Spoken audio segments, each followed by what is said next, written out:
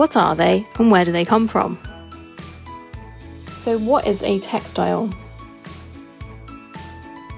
Textiles are usually fabrics, so cloth, but they are always made of fibres, and this is what fibres look like. What is a fibre then? A fibre is long and thin. We could say one of your hairs is a fibre. Most fibres are a lot finer than your hair, and it is sometimes hard to see one by itself. It looks like a piece of fluff. So what objects are textiles?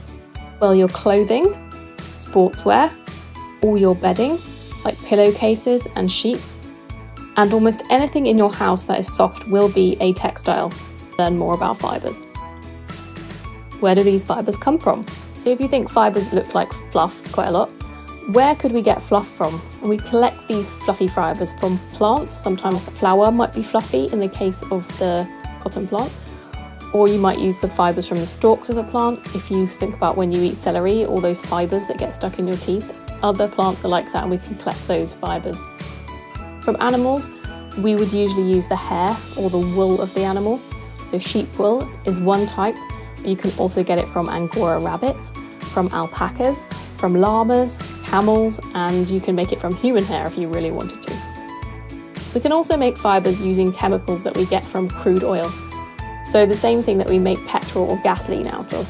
We can react those chemicals together to form little chains of plastic, and these are called fibres as well. We have got cotton, linen, and some other plant-based ones like jute, hemp, bamboo that you might have seen in socks, and there's many others. In the yellow box, the animal-based fibres, so wool, silk, that's an expensive fibre, and other animal hair like alpaca or Angora rabbit. For synthetic fibres, we have polyester, which is used in clothing a lot because it's cheap. Nylon, not as comfortable as polyester, but it's really tough.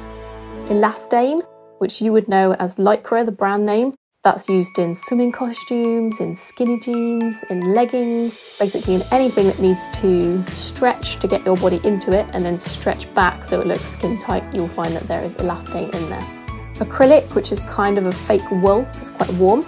And Kevlar, which is really strong, and we use that in body armour, bulletproof vests.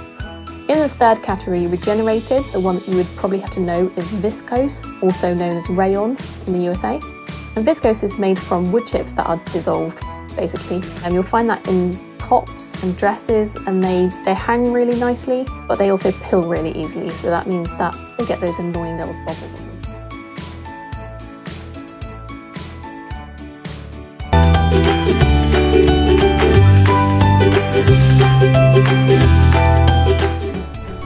Hi, it's Laura Bray, and now we will learn the running stitch. There are two ways you can do the running stitch. One is called the stab method of embroidery, and what that entails is bringing your needle up and down in the fabric at intervals that are fairly equal to each other, just making one stitch at a time. This is a great method for a beginner embroiderer or a small child who's just learning embroidery.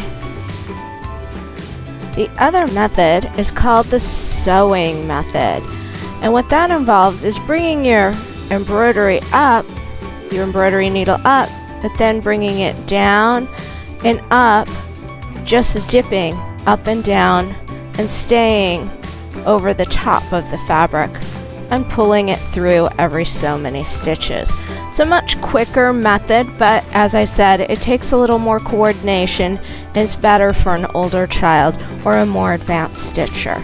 That's the running stitch. You'll be using this stitch to finish the back of your Leo the Lion project.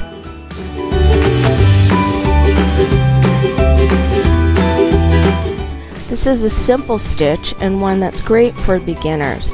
You can stitch almost any embroidery pattern using a back stitch. It's perfect for outlining and getting around corners, as well as doing straight lines and text. As with any embroidery stitch, you typically start from the back of the hoop, bring your needle up, and then bring it down about 1/4 of an inch. and you have your first stitch. Now for the tricky part. You need to kind of eyeball and figure out another 1/4 of an inch out from your first stitch. Bring the needle up and then bring it back through the end of your last stitch. You then continue stitching along, hopefully in a straight line.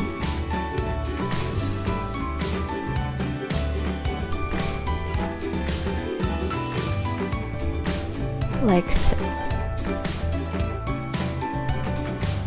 For beginners and children, sometimes